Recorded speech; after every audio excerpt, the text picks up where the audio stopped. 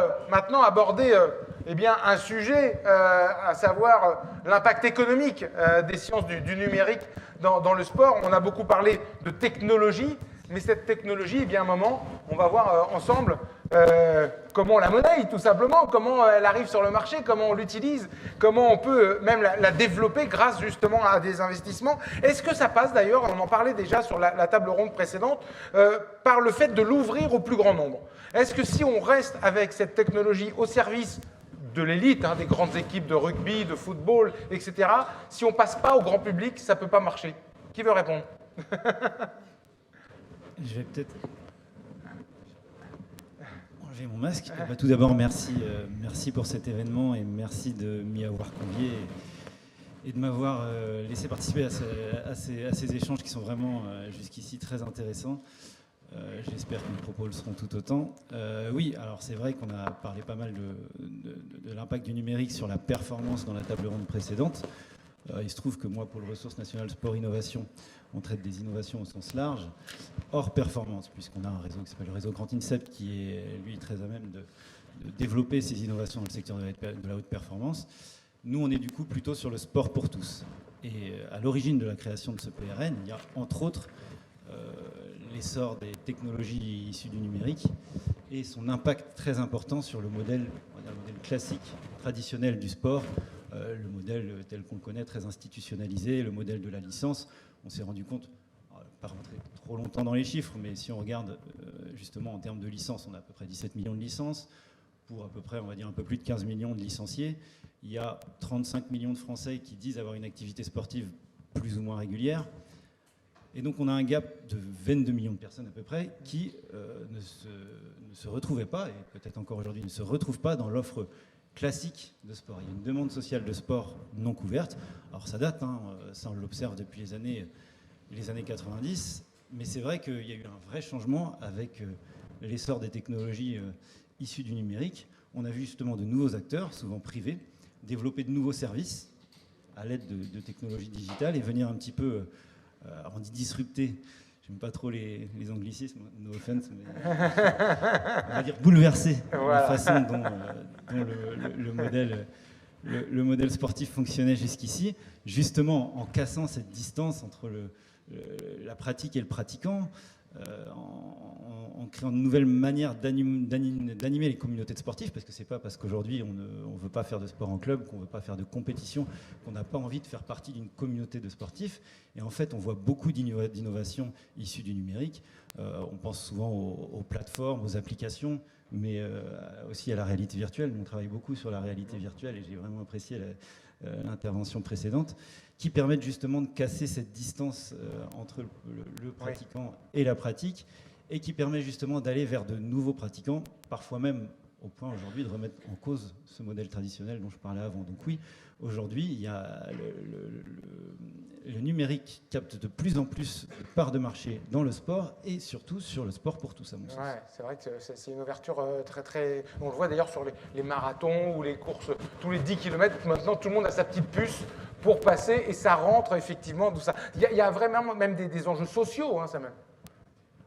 Oui, enfin, plus globalement, moi j'ai l'impression que c'est surtout un problème de marché, quoi. C'est-à-dire que si vous développez un outil qui est pour le high-end, pour les très très grands sportifs, après c'est bien gentil, mais après il faut arriver à faire évoluer le produit, il faut arriver à manger. Donc pour que la boîte survive, il faut qu'elle se dirige vers des marchés un peu plus gros. Donc là, à Digisport, par exemple, on a un projet tout actuel, justement, et les enfants qui ont des leucémies, qui sont à l'hôpital, et on les force à faire du sport. Développer ce produit-là, on voit très bien qu'il y a un petit marché dans les hôpitaux où on pourrait vendre ce produit-là, mais ce ne serait pas suffisant pour pouvoir en vivre. Donc du coup, il faut qu'on imagine une utilisation de ce produit-là pour le grand public, pour pouvoir arriver à survivre. Et pareil pour plein de sujets. Il y a aussi à Digisport un produit où on veut détecter la nage des nageurs. Est-ce que vous vendez ce produit-là à quelques équipes en France ou en Europe ou même dans le monde, ou est-ce que vous essayez d'en faire, comme tout à l'heure ça a été dit, quelque chose qui détermine si quelqu'un est en train de se noyer, etc. Et est-ce que c'est à ce moment-là qu'on se dit Et d'ailleurs, comment on passe de chercheur à chef d'entreprise? Il y a un moment, j'aimerais connaître le moment où ça switch. J'ai discuté avec Benoît hier. J'ai dit, que c'est la crise des quarantaines. Je crois que c'est ça. Non, mais en fait, on était passionnés quand on est chercheur. Ouais. Et pour moi, je faisais des confs, des choses comme ça. Et chaque fois, j'aurais des gens qui venaient vers moi. Peut-être les directeurs du sport dans les fédérations du sport. Et ils disaient, Cathy, c'est très bien des recherches, mais où sont des applications, où sont des outils que je peux utiliser pour améliorer la performance de mon équipe. Et ça, pour moi, c'était le challenge, parce qu'en tant que chercheur, on peut être très confortable dans le labo, en train de faire ça, et on fait ci, on fait ça. Mais si on peut faire ça, c'est beaucoup plus c'est satisfaisant en plus. Alors justement, Renaud, comment vous allez parler à vos étudiants pour justement les mettre sur la voie de l'entrepreneuriat? À la base, ils ne viennent pas forcément pour ça, ils sont peut-être plus intéressés par la recherche, mais comment à un moment on les emmène? Je ne sais pas d'ailleurs, je dis ça, mais c'est peut-être pas le cas du tout d'ailleurs. Non, justement, Ouais, on avait fait un sondage sur une promotion à Saint-Supélec. En fait, on s'était rendu compte qu'il y avait 30% des élèves qui voulaient monter une start-up. Et pire que ça, il y en avait, sur ces 30%, il y en avait la moitié qui voulaient montrer une boîte, mais pendant leurs études. D'accord. Donc du coup, le vrai challenge, c'est plutôt arriver à donner les outils aux étudiants, leur donner le moyen de créer une boîte quand ils sont en train de faire leurs études. Et donc c'est pour ça, dans le cadre de Digisport d'ailleurs, Digisport est appuyé entre autres sur l'Université de Rennes, sur le Centre Supélec et l'INSA. Et dans ces 3 entités, il y a des incubateurs. Donc en fait, on a créé un réseau d'incubateurs sur la place de Rennes, qui s'appelle Station Rennes. Au début, on voulait les stations B, genre station... Mais bon, c'est pas passé parce que c'est que sur Rennes, donc Station Rennes. Et là, le but, c'est d'avoir des élèves qui viennent de 13 établissements, donc il y a autant AgriCampus que INSA, Centre Supélec, etc. Et de les faire se regrouper pour leur donner des exemples d'étudiants qui montent des boîtes pendant leurs études. Donc c'est leur donner les outils pour qu'ils fassent ça. Et donc c'est ça qu'on est en train de faire dans le cadre de Digisport. Voilà, comment toute cette évolution numérique, Samuel, elle peut justement aider à ça? Aider justement à amener des étudiants à créer quelque chose dans le monde de l'entreprise. Alors, on parlait justement de marché. C'est vrai qu'il y a une question de marché, il y a besoin de trouver des marchés, à trouver des espaces libres où justement les étudiants, et pas que, enfin les innovateurs, les startups, les acteurs du secteur privé marchand peuvent potentiellement trouver des parts de marché. Pour moi, voilà, on a souvent parlé de concurrence entre le secteur public et le secteur privé. Là, je trouve que de plus en plus aujourd'hui, il y a une vraie complémentarité à trouver. C'est un peu d'ailleurs le rôle des PRN de manière générale et du PRN Sport Innovation en particulier. C'est vrai que sur le sport innovation, il y a beaucoup d'acteurs et c'est souvent des acteurs qui ne se parlent pas ou pas suffisamment ou même parfois qui ne parlent pas la même langue. Nous, on travaille beaucoup avec des fédérations, avec le CNOSF, avec des fédérations aussi, avec les collectivités territoriales, avec des opérateurs de l'État comme les CREPS. Et parfois, c'est vrai que quand on fait des réunions sur l'innovation, quand on invite des startups, des acteurs privés ou des étudiants qui bossent plus sur des matières scientifiques, c'est Babel, quoi. Personne ne parle la même langue et c'est difficile de se comprendre, c'est difficile de travailler ensemble. Là, c'est en partie aussi le rôle justement des pouvoirs publics de faire en sorte que ces personnes se parlent, c'est en partie notre rôle. Et je pense que c'est comme ça qu'on avancera. Il y a aujourd'hui, bien sûr, le CNOSF qui essaye de casser ces barrières entre les fédérations et le secteur privé marchand. Il y a aussi des incubateurs. Moi, je pense notamment le Tremplin, un incubateur du sport avec qui on travaille de temps en temps, qui lui aussi essaye de faire en sorte que voilà, les startups, les innovateurs soient à même de comprendre aujourd'hui quelles sont les prérogatives des fédérations, comment ils travaillent, quelles missions. Et puis de comprendre aussi aujourd'hui quelles sont les attentes d'une collectivité territoriale dans la gestion d'un équipement, parce qu'il y a beaucoup d'innovations à travailler là-dessus, tant en termes de gestion que de développement durable. Donc il y a quelque chose, je pense, sur ce secteur, en tout cas sur le secteur de l'innovation et du numérique, à trouver sur... voilà, travailler ensemble. Je pense que Digisport, par exemple, peut être un acteur très efficace justement pour permettre cette rencontre entre la recherche, entre l'innovation, les fédérations et les pouvoirs publics de manière générale. Cathy, quand aujourd'hui la chef d'entreprise que vous êtes va vers des investisseurs, quels arguments, quels atouts vous mettez en avant? La Là, c'est une question qui était difficile pour moi à répondre parce qu'on n'a pas encore eu l'investissement comme ça. On a eu des bourses et des choses comme ça jusqu'à ce point-là. Mais l'argument que l'investisseur veut savoir, donc c'est un peu le marché, la taille de le marché. Est-ce que ça vaut le coup? Et c'est vrai que le sport de haut niveau, ça vaut pas le coup pour eux. Ils cherchent un marché beaucoup plus important. Et le marché plus important, c'est tout le monde. Bien sûr. Et bon, ça c'est très intéressant aussi. Mais c'est comment on peut accéder les deux marchés en même temps. Donc, il est un peu le modèle d'accéder un peu le sport de haut niveau comme test, comme proof of concept. Et puis, par la suite, on a les autres qui regardent, oh, je veux être comme ça, un peu comme Ray a dit. Voilà. C'est la vitrine. C'est la vitrine. Et donc, on a parlé un peu de la réalité virtuelle et puis comment ça peut être utilisé dans le sport. Et on voit d'autres types d'applications. Donc, on a ce qu'ils appellent en anglais fan engagement. Donc, c'est de partager le moment qu'il a eu le joueur ou la joueuse ou quelque chose comme ça. Et donc, c'est un peu qu'il a montré, c'est le wow, et d'apprécier le petit moment qu'ils ont eu pour prendre la décision, par exemple. Donc ça donne beaucoup plus d'appréciation du geste et de talent de la personne. Mais aussi par la suite, c'est de leur donner l'occasion d'essayer d'arrêter le coup franc de Roberto Carlos, par exemple. Donc l'année dernière, on a recruté un thésard, en fait, dans la boîte. Moi, je suis débutante, je ne sais pas ce que je fais, donc vous m'appelez chef d'entreprise, non, je suis stagiaire, en fait, je suis à l'école encore. Mais bon, bref, je lui dis, donc on voulu tester le marché pour, si les gens étaient intéressés par la réalité virtuelle. Donc on a commencé un compte TikTok et on a commencé à utiliser ce qu'on avait pour les pros et recréer des coups francs. Et là, des fois, on a 16 millions de personnes qui regardent les petites vidéos un peu stupide des fois qu'on fait dans la réalité virtuelle. Et on n'arrête pas d'avoir les messages. Quand est-ce que je peux acheter ça pour l'Oculus? Quand est-ce que ça sort? Donc là, je crois qu'il est très intéressant de partager les expériences et puis de faire ça pour faire quelque chose qui n'est pas au même niveau d'ingénierie, mais qui a un sens quand même pour la personne. Et de puis donner le petit jeune de 10 ans de pratiquer dans leur salon.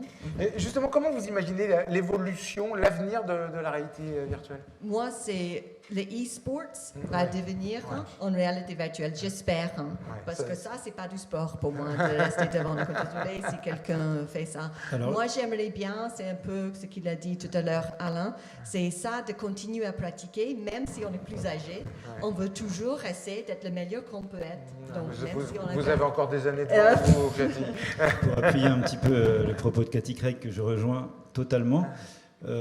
Moi, je suis un gamer, j'adore l'e-sport, mais par contre, voir les pouvoirs publics s'engager dans l'e-sport, je me pose la question. Par contre, quand on parle de réalité virtuelle, on a vu beaucoup d'études sur la baisse de l'activité physique des jeunes, la baisse même de leur capacité physique, pas seulement de leur activité. C'est aujourd'hui des jeunes qui sont vraiment captés par les écrans.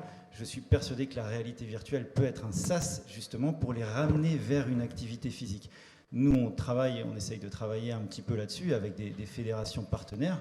On a déjà eu quelques réussites et des événements à venir, et ça marche vraiment. Pour donner un ordre d'idée, il y a eu un projet de la Fédération française de tennis de table lors du confinement. Elle s'est dit, comment je vais continuer à engager mes licenciés?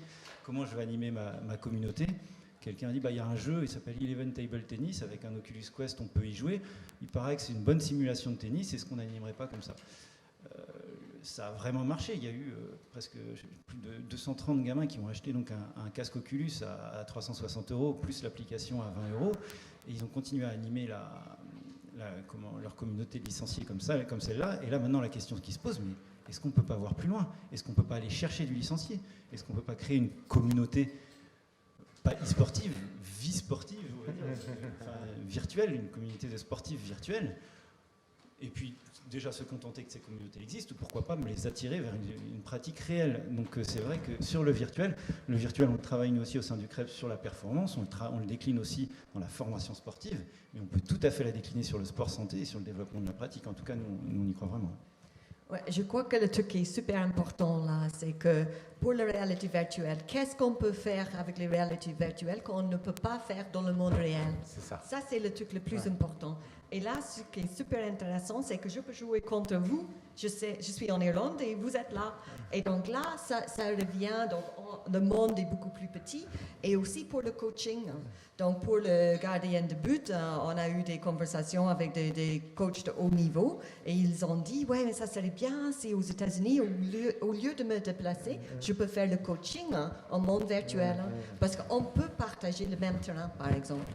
J'aimerais qu'on revienne sur le côté économique. Comment, Renaud, vous imaginez un petit peu l'articulation et le travail de chercheurs et de cofondateurs? Oui, alors c'est différent de création d'entreprise. Donc moi, je suis enseignant-chercheur à Centrale Supélec, j'ai cofondé 3 startups depuis une dizaine d'années. Moi, c'était la crise à la cinquantaine plutôt. Et là, par contre, les deux boulots sont... Enfin, être cofondateur dans une boîte où on est responsable de la recherche dans la boîte en question et où on organise les relations avec les académiques et les universités en général, ça a du sens pour la boîte parce que vous avez quelqu'un qui connaît ce monde-là et il y a des budgets, il y a des projets collaboratifs, etc. Donc, il y a du retour CIR, etc. Mais ça a aussi un gros intérêt pour les académiques. C'est-à-dire que quand vous êtes académique, vous êtes prof, quand vous avez une équipe à gérer, vous passez en général plus de la moitié de votre temps à chercher de l'argent pour payer des doctorants, pour faire simple. Et donc, quand vous faites plusieurs petites startups autour de vous sur vos sujets, ça vous garantit d'avoir des financements de postes, de thésards réguliers. Et donc, c'est ce qu'on a fait nous avec les startups qui étaient issues de l'équipe. Donc, en fait, les deux sont très cohérents. Donc, on a toujours l'impression que quand on est prof et qu'on cofonde une boîte, ça fait 2 fois plus de boulot, mais en fait, pas du tout. C'est très, très complémentaire et on arrive à avoir plus de publications et plus de projets collaboratifs dans lesquels on peut rentrer parce qu'on a la casquette de la startup. Et donc, nous, à la fin, sur le Centre Supélec, ce qu'on disait, c'est que quand notre équipe rentrait dans un projet collaboratif, on disait on rentre avec la start-up. Donc il y a un représentant qui va rédiger les dossiers pour les 2 personnes, la start-up et l'équipe. Et comme ça, on arrive à piloter ou à être dans des projets collaboratifs qui sont beaucoup plus nombreux. Donc c'est très cohérent en fait. Samuel, comment vous mettez en réseau les différents justement, contributeurs de ces objectifs formation étudiante de J-Sport, par exemple, et puis les entreprises? Alors, on n'est pas les seuls à essayer c'est plutôt une mise en réseau de réseaux, parce qu'en fait, il y a déjà des réseaux constitués, j'en parlais, il y a le Tremplin qui essaye de faire un réseau des startups du sport, il y a le CNOSF qui essaye aussi d'avoir un réseau de référents innovation dans les fédés et de faire en sorte que ces référents communiquent avec les startups. On anime plutôt un réseau de réseaux autour d'événements. Alors c'est vrai qu'on est encore jeune, on a été créé début 2020. Donc les événements, ça c'est vraiment limité. Ça a été très très bon timing. Ça justifie un peu le fait que je pense qu'on soit encore un peu connus dans le champ de l'innovation. Mais donc quelques webinaires, on a fait pas mal de webinaires. Alors c'est vrai que nous on travaille prioritairement avec des acteurs publics, notamment les opérateurs, les CREPS, avec les fédés. Et on laisse plutôt toute la partie privée marchand aux incubateurs et puis au secteur de la recherche. Et on a encore, nous aussi, beaucoup de partenariats à créer, notamment avec le secteur de la recherche, des pistes à creuser. Mais oui, on le fait autour d'événements, autour de publications aussi. On fait des publications régulières où on interviewe un acteur du champ, qu'on transmet à tout un réseau. La dernière, par exemple, c'était sur la fan expérience dans la stratégie de développement numérique des acteurs du sport. Et du coup, voilà, ça permet aussi de faire connaître d'autres acteurs, de nouer des partenariats. Donc on le fait avec nos modestes moyens, en avançant, en fonction des rencontres, en fonction des personnes, et on essaye petit à petit de construire une stratégie, mais on n'en est pas encore là. Oui, mais justement, le champ des possibles. Il y avait quelqu'un qui a utilisé cette expression tout à l'heure, il est devant nous. Merci en tous les cas à tous les 3. La même question que tout à l'heure, si quelqu'un a des questions dans la salle, vous levez la main, c'est le moment. Ou sinon, eh bien, on va vous remercier infiniment d'être venus cet après-midi à Rennes pour nous parler de vos beaux projets. On peut les applaudir.